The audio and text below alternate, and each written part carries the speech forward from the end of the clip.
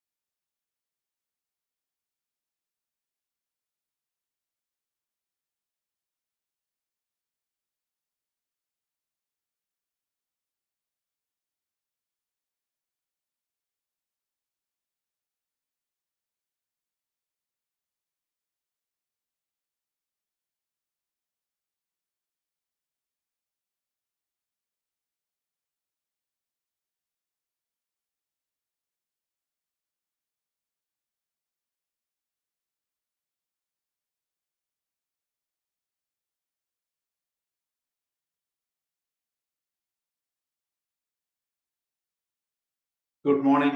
I am Shivadas from JC Namara. Good morning sir.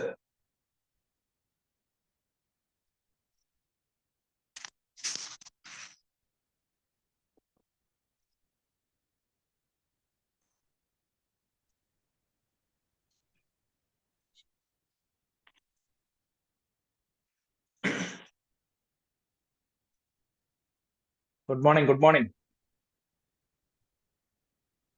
Good morning.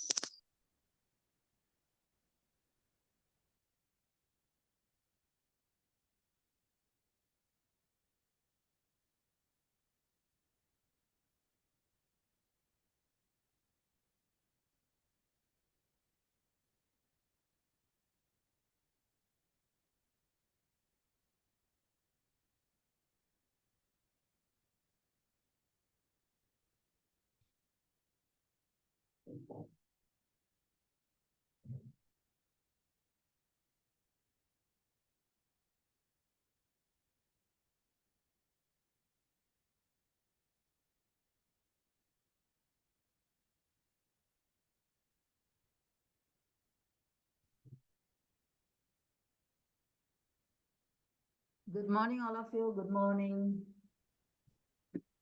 Good morning. Hello, good morning. Good morning.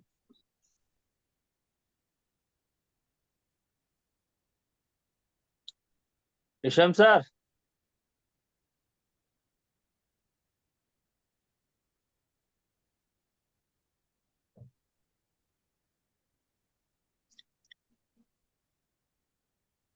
സിറിൽജി good morning. good morning, good morning. ഏതായാലും വന്നത് നന്നായി. എന്താണോ? ഒരു vote of thanks പറയാം. ആ അതിനെന്താ? Okay okay. Subhash ഭായ് start ചെയ്തോളൂ. Okay okay.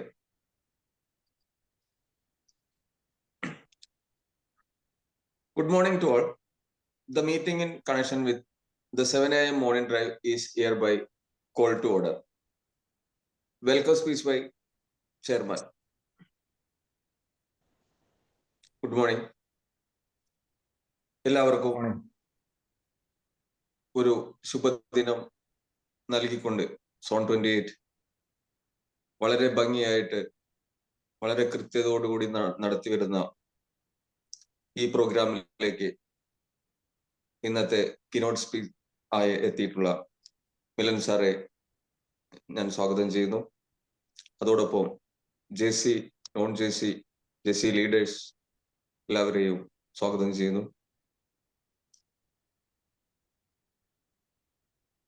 ഫാറൂഖ് കോളേജിൽ അസിസ്റ്റന്റ് പ്രൊഫസറായിട്ട് വർക്ക് ചെയ്യുന്ന നമുക്ക് എല്ലാവർക്കും സുപരിചിതനായ മിലൻ സാറിന്റെ വാക്കുകൾ നമുക്ക് കേൾക്കാം. The 7 a.m. morning drive, floor 4, your sir. Okay, thank you chairman. Audible ആണല്ലോ അല്ലെ? Yes, audible ആണ്. ഞാനൊരു ചെറിയ കഥ പറഞ്ഞിട്ട് തുടങ്ങാം. ഒരിക്കല് ഒരു യുവതി, സുധ എന്നായിരുന്നു അവരുടെ പേര്, അവർക്കൊരു അസൈൻമെന്റ് കിട്ടുകയുണ്ടായി. അസൈൻമെന്റ് എന്താന്ന് വെച്ച് കഴിഞ്ഞാല് ആന്ധ്രാപ്രദേശിലുള്ള ആന്ധ്രയിലാണ് ഇത് നടക്കുന്നത്. ആന്ധ്രാപ്രദേശിലുള്ള ഈ ദേവദാസികൾ എന്ന് പറയുന്ന അവരെ ഒന്ന് റീഹാബിലിറ്റി ചെയ്യണം, അല്ലെങ്കിൽ അവർക്കിടയിൽ ഈ എയ്ഡ്സിനെ കുറിച്ചിട്ടുള്ള ബോധവൽക്കരണം നടത്തണം എന്നുള്ളതായിരുന്നു അവർക്ക് കിട്ടിയിട്ടുണ്ടായിരുന്ന ഒരു അസൈൻമെന്റ്. അപ്പൊ ഇതിന്റെ ഭാഗമായിട്ട് അവര് സ്ത്രീകളെ ഒന്ന് കാണാൻ വേണ്ടിയിട്ട് പോവുകയാണ്. അപ്പൊ ആദ്യത്തെ മീറ്റിങ്ങിൽ സംഭവിച്ചത് എന്താന്ന് വെച്ച് കഴിഞ്ഞാല് ഇവര് നല്ല വെള്ളവേഷമൊക്കെ ഇട്ടിട്ട് അവരുടെ അടുത്തേക്ക് ചെല്ലുകയാണ്. ചെന്ന് കഴിഞ്ഞിട്ട് പറയാണ്, എൻ്റെ പേര് സുധ, ഞാൻ നിങ്ങളുടെ പ്രശ്നങ്ങൾ പഠിക്കാൻ വേണ്ടിയിട്ട് വന്നിട്ടുള്ള ഒരാളാണ്. അപ്പൊ ആ സ്ത്രീകൾ തിരിച്ചു ചോദിക്കുന്ന ഒരു ചോദ്യമുണ്ട്, ഞങ്ങളുടെ പ്രശ്നങ്ങൾ പഠിക്കാൻ നിങ്ങൾ ആരാണ് ഏൽപ്പിച്ചിട്ടുള്ളത്? ഞങ്ങൾക്ക് ഇവിടെ ഒരു പ്രശ്നവുമില്ല, നിങ്ങൾ പോയിക്കോളൂ. അപ്പൊ അതല്ല എന്ന് പറഞ്ഞ് വീണ്ടും എനിക്ക് കുറച്ച് കാര്യങ്ങൾ അറിയണം, അതിന് വേണ്ടിയിട്ടാണ് ഞാൻ വന്നിട്ടുള്ളതെന്ന് പറയുമ്പോൾ അവർ വളരെ ഹാർഷായിട്ടാണ് അവരടുത്ത് പെരുമാറുന്നത്. ഇനി നിങ്ങൾ സംസാരിച്ചു കഴിഞ്ഞാൽ ഞങ്ങൾ ചെരുപ്പ് കൊണ്ടായിരിക്കും മറുപടി പറയാന്നാ പറഞ്ഞത്.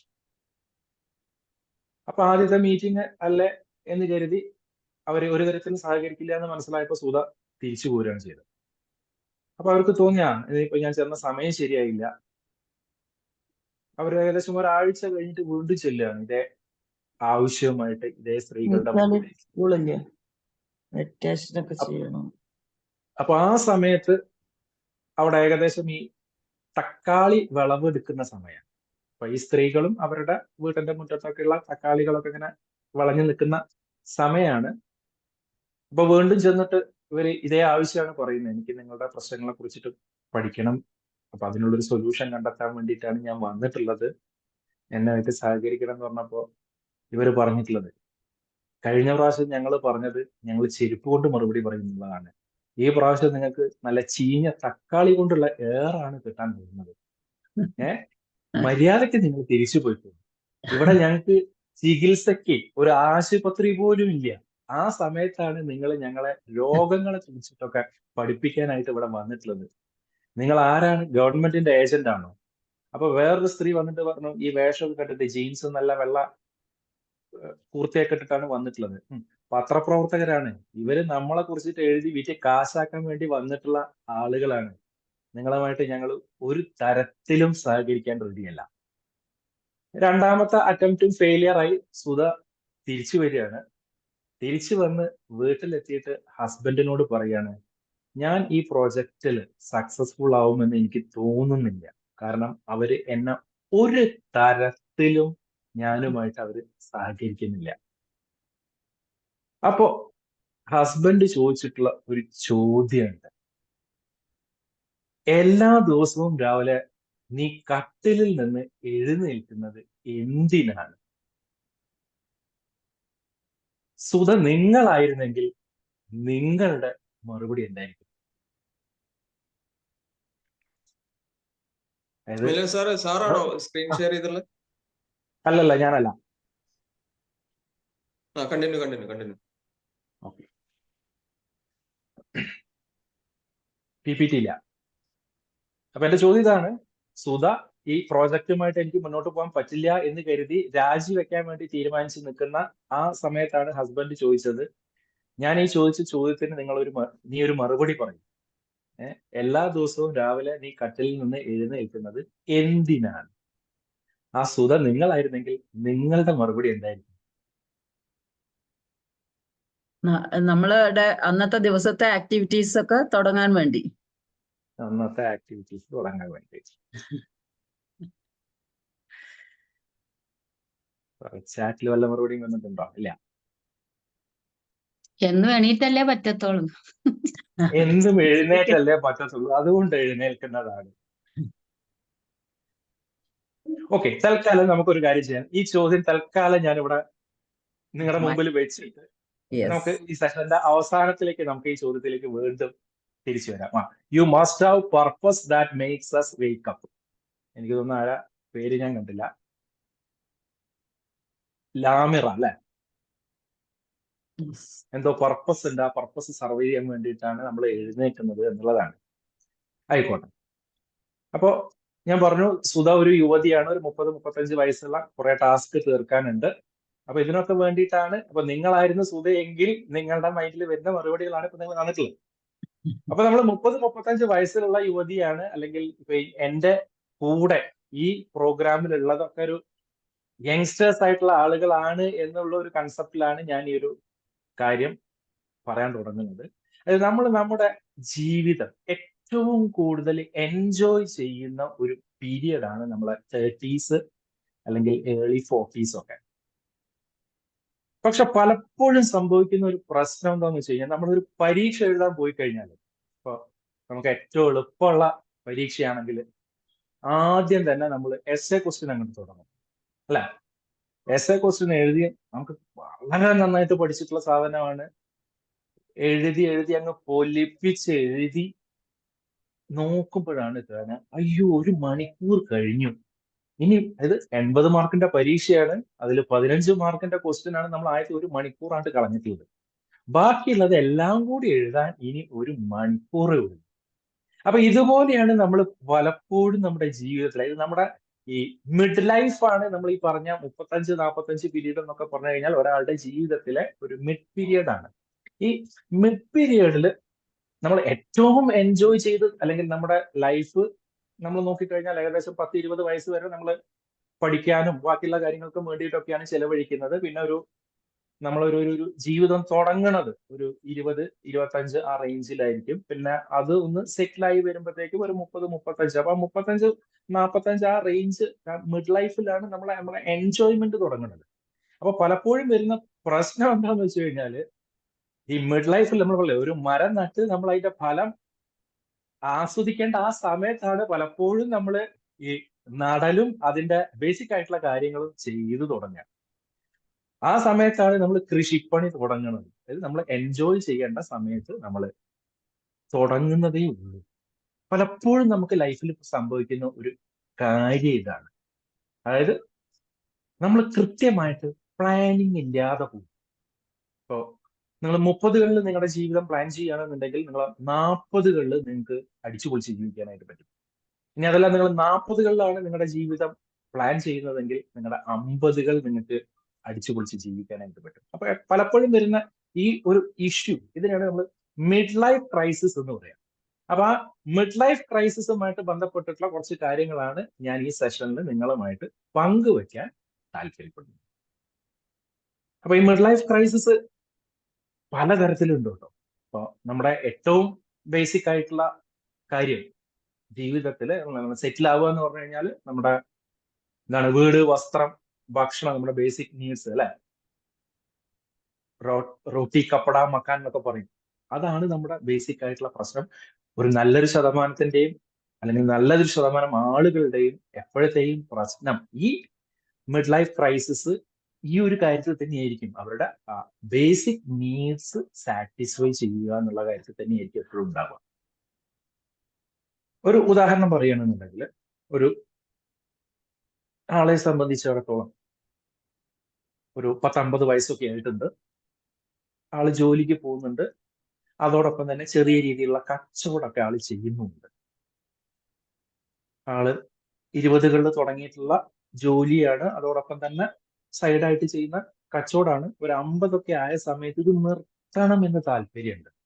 കാരണം പ്രായമാകും തോറും നമ്മളെ ക്ഷണിക്കപ്പെടാത്ത കുറെ അതിഥികൾ ഷുഗറിന്റെ രൂപത്തിലും പ്രഷറിന്റെ രൂപത്തിലും ഒക്കെ ആളെ വല്ലാതെ ബുദ്ധിമുട്ടിക്കുന്നുണ്ട്.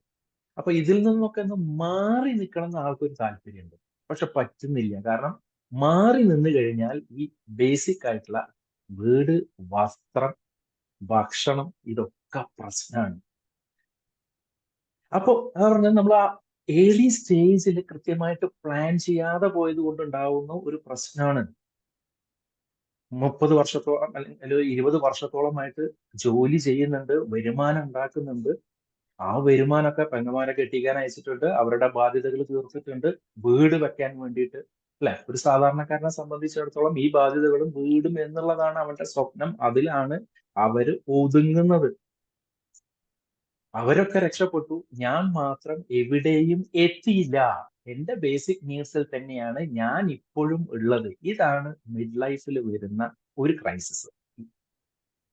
അപ്പോ 30കളിൽ തന്നെ നമ്മൾ പ്ലാൻ ചെയ്യുക. ഈ വേണം, എല്ലാവരും വേണം, മറ്റുള്ളവരെ സഹായിക്കണം, എല്ലാം നടക്കണം. കൂട്ടത്തിൽ തന്നെ നമ്മൾ നമ്മുടെ ഫ്യൂച്ചറിലേക്ക്, ഇപ്പൊ ഷെയറിലോ മ്യൂച്വൽ ഫണ്ട്സിലോ അല്ലെങ്കിൽ വേറെ ഏതെങ്കിലും റിയൽ എസ്റ്റേറ്റ്, ഗോൾഡ്, ഇനി ഒന്നുമില്ലെങ്കിൽ ബാങ്കിലെങ്കിലും ഡെപ്പോസിറ്റ് ചെയ്യുക. കാരണം നമ്മൾ ഒരു സ്റ്റേജ് എത്തിക്കഴിഞ്ഞാൽ നമ്മൾ വീക്കാവും. ആ സമയത്ത് നമുക്കൊരു ഫിനാൻഷ്യൽ സെക്യൂരിറ്റി ആവശ്യമുണ്ട് എന്നുള്ള ബോധം. ഇതാണ് മിഡ് ലൈഫ് ക്രൈസിസ് മാനേജ് ചെയ്യാനുള്ള ഒരു രീതി. ഇനി ഇതിന്റെ അടുത്ത ഒരു ലെവലുണ്ട്. ഒരു ഉദാഹരണം പറയുകയാണെന്നുണ്ടെങ്കിൽ, ഒരു ബിസിനസ്സുകാരനാണ്. ആള് നല്ല രീതിയിൽ ബിസിനസ് ചെയ്യുന്നുണ്ട്. ഒരു 50 വയസ്സൊക്കെ ആയിട്ടുള്ള ഒരാളാണ്. പക്ഷെ കൂട്ടുകാരുടെ ഇടയിലൊക്കെ പക്ക പെർഫെക്റ്റ് എന്ന്, അല്ലെങ്കിൽ പെർഫെക്റ്റ് ഫാമിലി മാൻ എന്ന് അറിയപ്പെട്ടിട്ടുള്ള ഒരാളാണ്. പെട്ടെന്ന് ഒരു ദിവസം അദ്ദേഹം പറയുന്നുണ്ട്, ഞാൻ ഡൈവേഴ്സിലേക്ക് പോവുകയാണ്, എനിക്ക് ഇനി അവളുമായിട്ട് ജീവിക്കാൻ പറ്റില്ല. അപ്പൊ കൂട്ടുകാരൊക്കെ ആകെ അന്തം വിട്ട് നിൽക്കുകയാണ്. കാരണം കൂട്ടുകാര് എന്തെങ്കിലും പരിപാടി ഫിക്സ് ചെയ്തിട്ട് വിളിക്കുന്ന സമയത്ത്, ഇല്ല, ഞാൻ എൻ്റെ ഫാമിലിക്ക് മാറ്റി വെച്ചിട്ടുള്ള സമയമാണിത്, ആ ക്വാളിറ്റി ടൈം ഞാൻ ഫാമിലിക്ക് വേണ്ടിയിട്ട് കൊടുക്കാനുള്ളതാണ്, ഞാൻ ആ ടൈം നിങ്ങളുടെ കൂടെ സ്പെൻഡ് ചെയ്യാൻ ആഗ്രഹിക്കുന്നില്ല. ഇങ്ങനെയൊക്കെ പറഞ്ഞിട്ടുള്ള ഈ ഒരു മനുഷ്യൻ പെട്ടെന്ന് ഒരു സുപ്രഭാതത്തിൽ, അല്ലെങ്കിൽ പറയാം ഒരു ഐഡിയൽ പേഴ്സൺ എന്ന് പറഞ്ഞിട്ടുള്ള ഇയാൾ പറയുകയാണ്, ഞാൻ ഡൈവോഴ്സിലേക്ക് പോവുകയാണ്, എനിക്ക് ഇനി അവളുമായിട്ട് ജീവിച്ചു പോകാനായിട്ട് പറ്റില്ല, ഞാൻ ഇത്രയും കാലം അവൾക്ക് വേണ്ടിയിട്ട് അഡ്ജസ്റ്റ് ചെയ്യായിരുന്നു, അവള് എൻ്റെ സുഹൃത്തുക്കളെ എന്നിൽ നിന്ന് അകറ്റി. എന്താ ഇവിടുത്തെ പ്രശ്നം? ഇതും മിഡ് ലൈഫിൽ വരുന്ന വേറൊരു ക്രൈസിസ് ആണ്. അതായത് നമ്മുടെ ബേസിക് നീഡ്സും ഫിനാൻഷ്യൽ നീഡ്സും ഒക്കെ ഇയാളെ സംബന്ധിച്ചിടത്തോളം സാറ്റിസ്ഫൈഡ് ആയിട്ടുള്ള ആളാണ്. പക്ഷെ ഇവിടുത്തെ പ്രശ്നം ആളുടെ ലവ് ആൻഡ് അഫെക്ഷൻ, ആ നീഡ് ഇവിടെ സാറ്റിസ്ഫൈ ചെയ്യപ്പെട്ടിട്ടില്ല. അതുകൊണ്ടാണ്, കാരണം ഒരു 10-30 വർഷത്തോളം അഡ്ജസ്റ്റ്മെന്റിലൊക്കെ ജീവിച്ചു പോയതാണ്. അല്ലേ, ഒരു സ്റ്റേജ് എത്തിക്കഴിഞ്ഞാൽ നമ്മുടെ ബേസിക് നീഡ്സും ഫിനാൻഷ്യൽ നീഡ്സും ഒക്കെ നമ്മൾ സാറ്റിസ്ഫൈഡ് ആയി കഴിഞ്ഞാൽ പിന്നെ നമുക്ക് ഫുൾഫിൽ ചെയ്യപ്പെടേണ്ടത് ഈ ലവ്, അഫെക്ഷൻ അല്ലെങ്കിൽ റൊമാൻസ് എന്ന് പറയുന്ന ഈ നീഡാണ്. എസ്പെഷ്യലി ആണുങ്ങളെയൊക്കെ സംബന്ധിച്ചിടത്തോളം അവരുടെ 40സിലൊക്കെ ഈ ഉത്തരവാദിത്തങ്ങളൊക്കെ ഏകദേശം പൂർത്തിയാക്കി എന്ന് തോന്നുന്ന ഈ സാഹചര്യത്തിൽ അവര് ആഗ്രഹിക്കുന്നത് തന്റെ പങ്കാളിയിൽ നിന്നുള്ള ലവ്, അഫെക്ഷൻ, റൊമാൻസ്, ഇത്തരം കാര്യങ്ങളാണ്.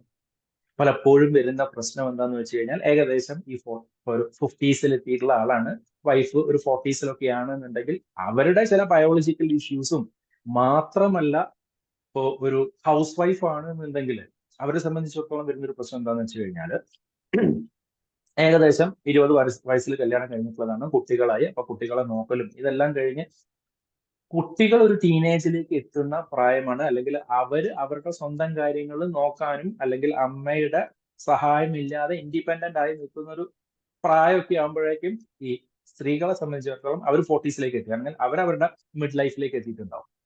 അപ്പൊ ഈ മിഡ് ലൈഫിൽ എത്തുമ്പോഴാണ് അവർ പലപ്പോഴും എന്ത് ചെയ്യുന്നതെന്ന് വെച്ച് കഴിഞ്ഞാൽ, അവർ സ്വന്തം കാര്യം ആലോചിക്കുന്നത്. കാരണം ഇത്രയും കാലം ഭർത്താവിനും കുട്ടികൾക്കും വേണ്ടിയിട്ട് ജീവിച്ചിട്ടുള്ള അവര് ഇപ്പോഴാണ് അവർക്ക് സമയം കിട്ടുന്നത് അവരുടെ ലൈഫിനെ കുറിച്ചിട്ട് ആലോചിക്കുന്നത്.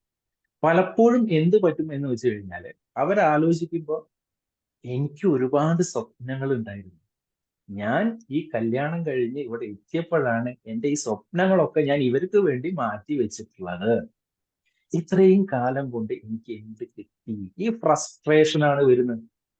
അപ്പൊ ഈ ഫ്രസ്ട്രേഷനും ഹസ്ബൻഡ് ആണെന്നുണ്ടെങ്കിൽ ഈ കാലഘട്ടം മുഴുവൻ സമ്പാദിക്കാനും അല്ലെങ്കിൽ അവരുടെ ഫിനാൻഷ്യൽ സെക്യൂരിറ്റി ഉറപ്പുവരുത്താനും വേണ്ടിയിട്ടാണ്. അപ്പൊ അവിടെ രണ്ടു കൂട്ടരെ സംബന്ധിച്ചിടത്തോളം ഈ ലവ് ആൻഡ് അഫെക്ഷൻ, റൊമാൻസ് എന്നുള്ള ഒരു കാര്യം അവിടെ വർക്കൗട്ട് ആവാതെ വരും. സ്വാഭാവികമായിട്ട് അതാണ് അവിടെ വരുന്ന ഒരു ഇഷ്യൂ. അപ്പൊ ഇത് മുൻകൂട്ടി കണ്ടുകൊണ്ട് ഇപ്പോ ഹൗസ് വൈഫൊക്കെ ആയിട്ടുള്ള ലേഡീസ് ആണെന്നുണ്ടെങ്കിൽ ഹസ്ബൻഡ്സിനൊക്കെ ചെയ്യാൻ പറ്റുന്നത് അവരുടെ പാഷൻ എന്താണ് അതിലേക്ക് അവരെ കൈപിടിച്ച് കൊണ്ടുവരിക. കാരണം നിങ്ങളുടെ ജീവിതത്തിലേക്ക് അവരെ പറിച്ചു നട്ട സമയത്ത് അവർ ഒരുപാട് കാര്യങ്ങൾ സാക്രിഫൈസ് ചെയ്തിട്ടുണ്ട്. ആ സാക്രിഫൈസ് ചെയ്തത് എന്തൊക്കെയാണോ അതില് അവർക്ക് ഏത് രീതിക്കാണോ സഹായിക്കാൻ പറ്റുന്നത് അത് ചെയ്യുക എന്നുള്ളതാണ് ഈ സമയത്ത് ചെയ്യാൻ പറ്റുന്നത്. ഇനി ഇതിന്റെ വേറെ പ്രശ്നം ഉണ്ട്. ഇപ്പോ കല്യാണം കഴിഞ്ഞതിന് ശേഷമാണ് ഹസ്ബൻഡ് വളരെതാണ് ഇപ്പോ പഠിക്കാൻ വിട്ടിട്ടുണ്ട്. അപ്പൊ തന്റെ എല്ലാ ഉന്നമനവും കല്യാണത്തിന് ശേഷമാണെന്നാണ് വൈഫിന് ഫീൽ ചെയ്യുന്നതെങ്കിൽ ഉറപ്പാണ് ഈ ലവ് ആൻഡ് അഫെക്ഷൻ അവിടെ ഉണ്ടാവും. അപ്പൊ പലപ്പോഴും വരുന്ന ഈ മിഡ് ലൈഫിൽ വരുന്ന ഒരു ക്രൈസിസ് ഇതാണ് ഈ ലവ്, അഫെക്ഷൻ, റൊമാൻസ്. ഇത് പ്രോപ്പറായിട്ട് വർക്കൗട്ട് ചെയ്യാത്തത് കൊണ്ട് വരുന്ന പ്രശ്നങ്ങൾ. ഇനി അടുത്ത ഒരു ലെവലുണ്ട്. ആ ലെവല് നമ്മൾ പറയാ ഐഡന്റിറ്റി ക്രൈസിസ് എന്നാണ്. ഇപ്പൊ നമ്മള് നേരത്തെ പറഞ്ഞ സെക്യൂരിറ്റി മീൻ നമ്മുടെ ഫിനാൻഷ്യൽ സെക്യൂരിറ്റി, അതോടൊപ്പം തന്നെ basic needs, love and affection, ഇതെല്ലാം സാറ്റിസ്ഫൈഡ് ആയി ചെയ്തിട്ടുള്ള ആളാണ്. പക്ഷെ പിന്നീട് വരുന്ന ഒരു ഇഷ്യൂ ആണ് ഒരു ഐഡന്റിറ്റി ക്രൈസിസ്. ഒരു ഉദാഹരണം പറയുകയാണെന്നുണ്ടെങ്കിൽ ഒരു ആളുണ്ടായിരുന്നു. ആള് അധ്യാപകനായിട്ട് ജോലി തുടങ്ങിയ ആളാണ്. കുറച്ച് കഴിഞ്ഞപ്പോൾ ആൾ ആ അധ്യാപക വൃത്തിയൊക്കെ ഒഴിവാക്കി പിന്നെ ഗൾഫിൽ നല്ലൊരു ജോലി കിട്ടിയ സമയത്ത് അവിടേക്ക് പോയി. നല്ലൊരു കമ്പനിയിലാണ് ജോലി കിട്ടിയത്. അപ്പൊ ആദ്യം ആള് അഡ്മിനിസ്ട്രേഷൻ സെക്ഷനിൽ ജോലി ചെയ്തു. പിന്നെ അവിടുന്ന് HR മാറി. പിന്നെ കമ്പനിയുടെ ഏറ്റവും ടോപ്പ് പൊസിഷനിലേക്ക് തന്നെ ആള് വരികയാണ്. അപ്പൊ നല്ല ശമ്പളമുണ്ട്. അപ്പൊ നമ്മൾ ഈ പറഞ്ഞ എല്ലാ നീഡ്സും ആള് സാറ്റിസ്ഫൈഡ് ആണ്. പക്ഷെ കുറെ കഴിയുമ്പോഴേക്ക് ഫീൽ ചെയ്യാണ് എന്താണ് എന്റെ ജീവിതം, എന്നും ഒരേ റൊട്ടീൻ, എന്റെ പാഷൻ ഇതായിരുന്നില്ല അല്ലെ. നമ്മൾ പലരുടെയും പ്രശ്നം ഉണ്ടാവും. അതായത് നമ്മൾ കഴിഞ്ഞ കുറെ കാലങ്ങളായിട്ട് ചെയ്തു വരുന്ന ഒരേ ജോലി, രാവിലെ എഴുന്നേൽക്കുന്നത്, നമ്മള് കുളിക്കുന്നത്, പല്ല് തേക്കുന്നത്, ഇതൊക്കെ കഴിഞ്ഞു പോകുന്ന ഒരേ ജോലി തന്നെ, മടുപ്പ് അല്ലെ. പലപ്പോഴും നമ്മൾ ഇത് എട്ടെറിഞ്ഞ് പോരാത്ത എന്താന്ന് വെച്ച് കഴിഞ്ഞാൽ നമ്മുടെ ഫിനാൻഷ്യൽ സെക്യൂരിറ്റി ആലോചിച്ചിട്ടാണ്. അപ്പൊ ഈ ഫിനാൻഷ്യൽ സെക്യൂരിറ്റി ഉള്ള ഒരാളെ സംബന്ധിച്ചിടത്തോളം ഈ റൊട്ടീൻ ആയിട്ടുള്ള ഇത് തുടരുന്ന സമയത്ത് ആളെ സംബന്ധിച്ചിടത്തോളം ഇത് മടുപ്പാണ്. ഇതാണ് ആളെ സംബന്ധിച്ചിടത്തോളം വരുന്ന ഐഡന്റിറ്റി ക്രൈസിസ് എന്ന് പറയുന്നത്. ഈ ഐഡന്റിറ്റി ക്രൈസിസ് വരുന്നതാണ് എന്തുകൊണ്ടാന്ന് വെച്ച് കഴിഞ്ഞാല് അവര് പലപ്പോഴും അവരുടെ പാഷന് പിന്നാലെ എല്ലാവരും പോയിട്ടില്ല. അത് നമ്മളല്ലേ നമ്മുടെ യങ്സ്റ്റർ ആയിട്ടുള്ള ഏജിൽ അധ്യാപകനാണ്, അധ്യാപകനെക്കാട്ടും നല്ലൊരു ജോലി കിട്ടിയിട്ടുണ്ട്. ആ നല്ലൊരു ജോലി കിട്ടിയ സമയത്ത് കൂടുതൽ വരുമാനമുണ്ട്. നമ്മുടെ അല്ലേ സോഷ്യൽ നീഡ്സും നമ്മുടെ ഫിനാൻഷ്യൽ നീഡ്സും കാര്യങ്ങളും എല്ലാം നമുക്ക് നല്ല രീതിക്ക് എത്താൻ പറ്റും. ആ ഒരു ടൈമിൽ നമ്മൾ എന്ത് റിസ്ക് എടുക്കാനും ഏത് ജോലി ചെയ്യാനും നമ്മൾ ആ 30കളിൽ റെഡിയാണ്. പക്ഷെ ഇതെല്ലാം കഴിഞ്ഞ് ഒന്ന് സെറ്റിൽ ആയിട്ട് വരുന്ന സമയത്താണ് ഇതൊക്കെ നമുക്ക് മടുപ്പായിട്ട് മാറും. നമ്മുടെ പാഷൻ എന്താണോ അവിടെയാണ് നമ്മൾ ആലോചിക്കാൻ തുടങ്ങുക. Who am I, what is my identity, ഇത്ര കാലം ഞാൻ ചെയ്തിട്ട് എന്ത് നേടി. അപ്പൊ ഈ സമയത്താണ് പലപ്പോഴും ഒരു കരിയർ ഷിഫ്റ്റ്, അതായത് ഈ ക്രൈസിസ് മാനേജ് ചെയ്യാനുള്ള ഒരു വഴിയാണ് കരിയർ ഷിഫ്റ്റ് എന്ന് പറയുന്നത്. ഇപ്പൊ ചിലര് പുതിയ എന്തെങ്കിലും വെഞ്ചറിലേക്ക് പോകും, ചിലര് ട്രെയിനിങ് മേഖലകളിലേക്കൊക്കെ വരും, അല്ലെങ്കിൽ സാമൂഹ്യ പ്രവർത്തനങ്ങളിൽ ഏർപ്പെടുക. എന്റെ ലൈൻ ഇതാണ്, ഞാൻ ആളുകളുമായിട്ട് കൂടുതൽ സംവദിക്കാനും അവരുടെ ഉന്നമനവുമാണ് എന്റെ ലക്ഷ്യം എന്ന് തിരിച്ചറിയുന്ന ഒരു സമയമാണ്. സ്വാഭാവികമായിട്ടും നമ്മൾ പറഞ്ഞു ഈ നീഡിനൊക്കെ ഒരു ഹൈറാർക്കി ഉണ്ട്. ആ തൊട്ടു മുമ്പത്തെ ഹൈറാർക്കി സാറ്റിസ്ഫൈ ചെയ്യുമ്പോഴേ ഈ നീഡിലേക്ക് ആള് എത്തുള്ളൂ. അപ്പൊ ഐഡന്റിറ്റി ക്രൈസിസ് കണ്ടെത്താത്തവരെ സംബന്ധിച്ചിടത്തോളം പറ്റുന്ന പ്രശ്നം എന്താണെന്ന് വെച്ച് കഴിഞ്ഞാൽ അവര് തമ്മിലേ ഏത് സമയം മൂടിയായിരിക്കും. ഞാൻ ജീവിതത്തിൽ ഫെയിലിയറാണ്. അവർ സ്വയം വെറുക്കാൻ തുടങ്ങും, അവര് ഡിപ്രഷനിലേക്ക് പോകും. അപ്പൊ ഇത് കറക്റ്റ് സമയത്ത് ഐഡന്റിഫൈ ചെയ്യപ്പെടേണ്ട ഒരു കാര്യമാണ്. അപ്പൊ പലപ്പോഴും നമ്മൾ കാണാൻ മധ്യവയസ്കരായിട്ടുള്ള ആളുകൾ ഭയങ്കര ദേഷ്യമാണ്. ഇത് ദേഷ്യം വരുന്നത് എന്താണെന്ന് വെച്ച് കഴിഞ്ഞാൽ അല്ലെ അവരുടെ ബാക്കി നീഡ്സ് ഒക്കെ അവർ സാറ്റിസ്ഫൈഡ് ആണ്, പക്ഷെ അവരുടെ ഐഡന്റിറ്റി നീഡ്സ് അവർക്ക് സാറ്റിസ്ഫൈ ചെയ്യാൻ പറ്റിയിട്ടില്ല. അപ്പൊ അവരുടെ പാഷൻ എന്തായിരുന്നു, ആ പാഷൻ ഐഡന്റിഫൈ ചെയ്യുക, അതിലേക്ക് അവരെ ഡൈവേർട്ട് ചെയ്യുക, അതിന് പറ്റുന്ന മെന്ററായിട്ട് മാറുക. ഇതൊക്കെ അവരെ ഡിപ്രഷനിലേക്ക് കൊണ്ടെത്തിക്കാത്തതിലേക്കായിരിക്കും റിസൾട്ട് ചെയ്യും. ഇനി ഇതൊക്കെ കഴിഞ്ഞു കഴിഞ്ഞാൽ വേറൊരു ലെവലും കൂടി ഉണ്ട്, അല്ലെങ്കിൽ അതിന്റെ നെക്സ്റ്റ് ലെവൽ എന്ന് പറയുന്നത് പർപ്പസ് ക്രൈസിസ് ആണ്. ഈ പർപ്പസ് ക്രൈസിസ് എന്താന്ന് വെച്ച് കഴിഞ്ഞാൽ പറഞ്ഞു നമ്മുടെ ഈ എല്ലാ നീഡ്സും, നമ്മുടെ ഐഡന്റിറ്റി നീഡ്സും, നമ്മൾ പുതിയ ഒരാളൊക്കെ ആയിട്ട് മാറിയിട്ടുണ്ട്. പിന്നെയും നമുക്ക് നമ്മൾ ഈ ലോകത്തിൽ വന്നിട്ടുള്ളത് എന്തിനാണ്? ഇപ്പൊ ഏതോ ഒരു സിനിമയിൽ പറഞ്ഞിട്ടുള്ളതില്ല, നിങ്ങളൊരു നോ പറഞ്ഞു കഴിഞ്ഞാൽ എന്നത്തെയും പോലെ ഈ ദിവസം കടന്നു പോകും. പക്ഷെ നിങ്ങൾ ഒരു യെസ് പറഞ്ഞു കഴിഞ്ഞാൽ അത് ചരിത്രമാവും. അതേപോലെ ഞാൻ ജീവിക്കുന്നത് എന്നും ഒരേപോലെ സാധാരണ പോലെ ഈ ദിവസം കടന്നു പോകാം. എന്തെങ്കിലും ഒരു ചരിത്രം എന്നെ കൊണ്ട് സൃഷ്ടിക്കാൻ പറ്റണം. ഞാൻ ഈ ലോകത്ത് വന്നിട്ടുള്ളതിന്റെ പർപ്പസ്, ആ പർപ്പസ് ഐഡന്റിറ്റി കിട്ടണം. അല്ലെങ്കിൽ മിഡ് ലൈഫിൽ വരുന്ന അടുത്തൊരു ക്രൈസിസ് എന്ന് പറയുന്നത് ഈ പർപ്പസ് ക്രൈസിസ് ആണ്. ഞാൻ എന്തിനാണ് ഈ ലോകത്തിലേക്ക് വന്നിട്ടുള്ളത്? ദൈവം എന്തിനാണ് എന്നെ ലോകത്തിലേക്ക് പറഞ്ഞിട്ടുള്ളത്? ഒരിക്കലും ഒരു ബിസിനസ്സുകാരൻ ഇതേമാതിരി ഭയങ്കര ഡിപ്രസ്ഡ് ആയിട്ട് ഒരു ഡോക്ടറെ അടുത്ത് ചെല്ലുകയാണ്. അപ്പൊ ആളടുത്ത് ചോദിച്ചപ്പോ എല്ലാ നീഡ്സും അവിടെ സാറ്റിസ്ഫൈഡ് ആണ്. അപ്പൊ ഡോക്ടർ ചോദിച്ചു, നിങ്ങൾ ഒരു ഓർഫനേജ് വിസിറ്റ് ചെയ്തിട്ടുണ്ടോ? ഇല്ല, ഞങ്ങൾ ഓർഫനേജ് വിസിറ്റ്, പക്ഷെ ഓർഫനേജിലേക്ക് ഞങ്ങളുടെ സ്ഥാപനത്തിൽ നിന്ന് കൃത്യമായിട്ട് ഡൊണേഷൻ കൊടുക്കുന്നുണ്ട്. നിങ്ങൾ വൃദ്ധസദനത്തിലേക്ക് പോയിട്ടുണ്ടോ? ഇല്ല, അവിടേക്ക് ഞങ്ങൾ ഡൊണേഷൻ കൊടുക്കുന്നുണ്ട്. നിങ്ങൾ ക്യാൻസർ സെന്ററിലെ രോഗികളെ കണ്ടിട്ടുണ്ടോ? ഇല്ല, അവിടേക്ക് ഞങ്ങൾ ഡൊണേഷൻ കൊടുക്കും. ഡോക്ടർ പറഞ്ഞു, നെക്സ്റ്റ് ടൈം ഞാൻ പോകുമ്പോൾ നിങ്ങളും കൂടി എന്റെ കൂടെ വാ. ഡോക്ടർ ആ വ്യക്തിയെ കൂടെ കൊണ്ടുപോയി അവരുടെ യാതനകളും അവരുടെ ആവശ്യങ്ങളും മനസ്സിലാക്കി അവരെ അറിഞ്ഞ് സഹായിക്കാനുള്ള ഒരു മനസ്സ്, ആ മനസ്സ് വന്നതോട് കൂടിയിട്ട് ഇയാളുടെ ഇഷ്യൂ മാറി. അപ്പൊ നമ്മുടെ ക്രൈസിസിലെ ഏറ്റവും അവസാനം വരുന്നതാണ് നമ്മുടെ പർപ്പസ് ക്രൈസിസ്. ഇപ്പൊ നമ്മുടെ JC പോലെയുള്ള സംഘടനകളുണ്ട്. നമ്മുടെ ആപ്തവാക്യം തന്നെ എന്താണ്? Service to humanity is the best work of life. അപ്പൊ നിങ്ങൾ നിങ്ങളുടെ ജീവിതത്തിന്റെ ആ പർപ്പസ് ക്രൈസിസ് എന്താണെന്ന് ഐഡന്റിഫൈ ചെയ്യുക. അതാണ് നിങ്ങളുടെ ജീവിതത്തിലെ ഏറ്റവും വലിയ ലക്ഷ്യം. ഇനി ഞാൻ ആദ്യം ചോദിച്ച ചോദ്യത്തിലേക്ക് തന്നെ തിരിച്ചു വരികയാണ്. നിങ്ങൾ, അല്ലെങ്കിൽ നമ്മുടെ സുധയോട് ഭർത്താവ് ചോദിച്ചത്, നീ രാവിലെ എഴുന്നേൽക്കുന്നത് എന്തിനു വേണ്ടിയിട്ടാണ്? നേരത്തെ നിങ്ങൾ പറഞ്ഞതുപോലെ എല്ലാ ദിവസവും എഴുന്നേൽക്കുന്ന പോലെ എഴുന്നേക്കുന്നു. എനിക്ക് ഒരുപാട് ജോലികളുണ്ട്, അതിനു വേണ്ടിയിട്ട് ഞാൻ എഴുന്നേൽക്കുന്നു. എനിക്ക് ഓഫീസിൽ പോകാനുണ്ട്, അതിനു വേണ്ടി ഞാൻ എഴുന്നേൽക്കുന്നു. അതാവരുത്. എന്റെ ചുറ്റിലും ഒരുപാട് ആളുകളുണ്ട്.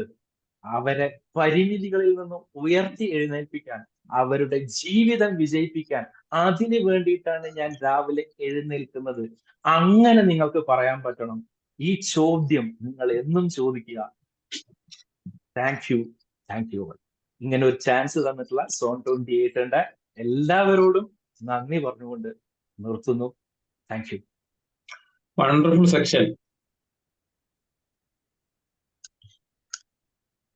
Wonderful session sir.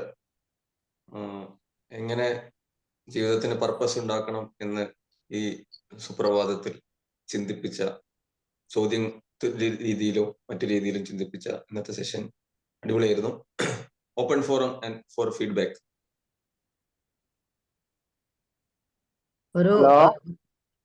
ഒരു വാസ്റ്റ് ഏരിയ തന്നെയാണ് ഇത്. ആക്ച്വലി പറഞ്ഞാൽ ഇത് വളരെ ചുരുങ്ങിയ സമയത്ത് വളരെ കുറച്ച്, പക്ഷെ നമുക്ക് ഏറ്റവും ഇമ്പോർട്ടന്റ് ആയിട്ട് അതിൽ നിന്ന് പെറുക്കിയെടുത്തിരിക്കുന്ന ഏറ്റവും ഇമ്പോർട്ടന്റ് ആയിട്ട്, കാരണം വളരെ വാസ്റ്റ് ആയിട്ടുള്ള ഒരു ടോപ്പിക്കാണിത്.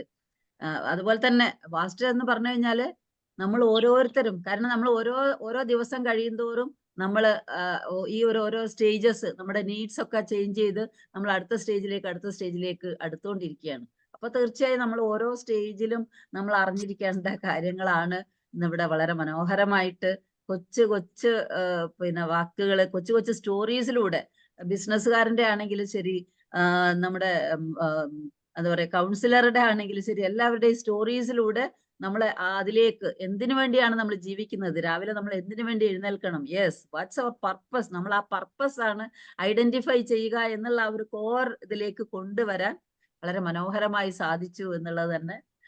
Thank you so much for your wonderful session. Good morning. Good morning. Good good morning. Morning, good പറയൂ. മോർണിംഗ്. ആ ഞാന് ഡ്രൈവിംഗിലാണ്. ക്ലിയർ ഉണ്ടാന്ന് അറിയില്ല. ഞാൻ അബുദാബിയിൽ നിന്നാണ് വിളിക്കുന്നത്. ഞാൻ JCI തിരുവനങ്ങാടി മെമ്പറാണ്. ഇന്നാണ് അറിഞ്ഞത് ഇങ്ങനെ ഒരു ക്ലാസ് നടക്കുന്നുണ്ട് ഓൺലൈനിൽ നിന്ന്. അവിടെ കയറിയതാണ്. പക്ഷെ ക്ലാസ് എനിക്ക് ഏറ്റവും ഇഷ്ടപ്പെട്ട്, കുടുംബജീവിതത്തിൽ ശ്രദ്ധിക്കേണ്ട കാര്യങ്ങൾ വളരെയധികം ഇഷ്ടപ്പെട്ടിട്ടുണ്ട്. പിന്നെ നിങ്ങളെ പേര് ഒന്നും അറിയില്ല, പെട്ടെന്ന് കയറിയതാണ്. സാറെ പേരെന്താ? പേര് മിലിൻസ്. ലിൻസ്. ആ സാറ് JCIയിൽ എന്തായിട്ടാണ്? ഞാൻ JCI ഫറൂഖ് മെട്രോന്റെ മെമ്പറാണ്. കഴിഞ്ഞ 2 വർഷം മുമ്പത്തെ പ്രസിഡന്റ് ആയിരുന്നു. ആ. ഇപ്പൊ സോൺ ട്രെയിനർ ആണ്. ഓക്കെ, പരിചയപ്പെട്ടതിൽ സന്തോഷം. ഇനി സന്തോഷം. ഇൻഷാ അല്ലാ എല്ലാ ക്ലാസ്സിലും പങ്കെടുക്കാൻ ശ്രമിക്കാം. തീർച്ചയായിട്ടും. ഇന്നലെ രാത്രിയാണ് അറിഞ്ഞത്. അൽഫിത്ര, എന്റെ JCI തിരുവങ്ങാടി ചമ്മാടുള്ള അൽഫിത്ര മുജീബാണ് എന്നോട് ഇങ്ങനെ ഒരു ക്ലാസ് ഉണ്ടെന്ന് അറിയിച്ചത്. കഴിഞ്ഞ കൊറോണ കാലത്ത് എല്ലാ ക്ലാസ്സുകളിലും പങ്കെടുക്കാറുണ്ടായിരുന്നു. പിന്നെ സാറെ ക്ലാസ് എനിക്ക് ഇഷ്ടപ്പെട്ട്. ഇനി നാളെ വേറെ ക്ലാസ് ആയിരിക്കും ഞാൻ വിചാരിക്കുന്നത്. അതെ അതെ അതെ. ആ Okay. വളരെയധികം ഇഷ്ടപ്പെട്ട്. നമ്മൾ ശ്രദ്ധിക്കേണ്ട വളരെ പ്രധാനമായിട്ടുള്ള ഒരു കമ്പൽസറി ആയിട്ടുള്ള കാര്യമാണ് സാറാ. നമ്മുടെ ജീവിതത്തിലെ ഓരോ വയസ്സിന്റെ സമയങ്ങളിലും ഓരോ മധ്യവയസ്കനാകുമ്പോഴൊക്കെ നമ്മൾ ശ്രദ്ധിക്കേണ്ട കാര്യം, അത് നമ്മുടെ ജീവിതത്തിൽ പലപ്പോഴും നമ്മുടെ കുടുംബജീവിതത്തിൽ ഉണ്ടാകുന്ന പൊട്ടിത്തെറിക്ക് കാരണം അതാണെന്ന് എല്ലാവർക്കും അറിയാമെങ്കിലോ ശ്രദ്ധിക്കാറില്ല എന്നുള്ളതാണ്. ഓക്കെ. ഹലോ സാറേ, മിലിൻ സാറേ നമസ്കാരം. ഞാൻ സന്തോഷ് പാണ്ടിക്കാട്. പറയൂ സന്തോഷ്. നന്നായിരുന്നു, നല്ല സൂപ്പർ ആയിരുന്നു. ഞാൻ കേറാറുണ്ട് എന്നും. അടിപൊളിയായിരുന്നു. സൂപ്പർ. Thank you. മിലിൻ സാറേ, പറയൂ. ഡോക്ടർ മിലിൻ കുഞ്ഞു മുഹമ്മദാണ്, മഞ്ചേരി. പറയൂ. പിന്നെ തുടക്കത്തിൽ കുറച്ച് 2-3 മിനിറ്റ് മിസ്സായി. അപ്പൊ ഞാൻ കയറി വെക്കുമ്പോ പരീക്ഷയെ കുറിച്ചൊക്കെയാണ് പറയണത്.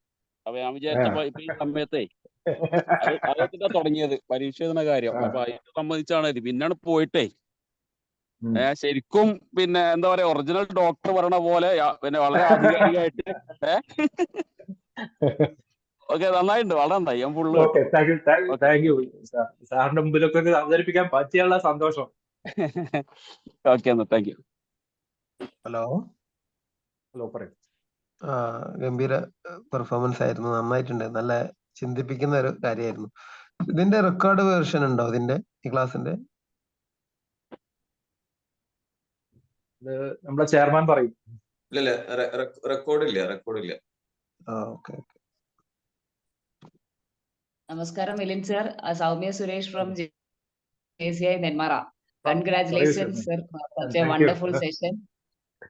സാറിന്റെ സെഷൻ ഇതുവരെ കേൾക്കാൻ കഴിഞ്ഞിട്ടില്ല. അപ്പൊ വളരെ ആകാംക്ഷയോട് കൂടിയിട്ടാണ് കേറിയത്.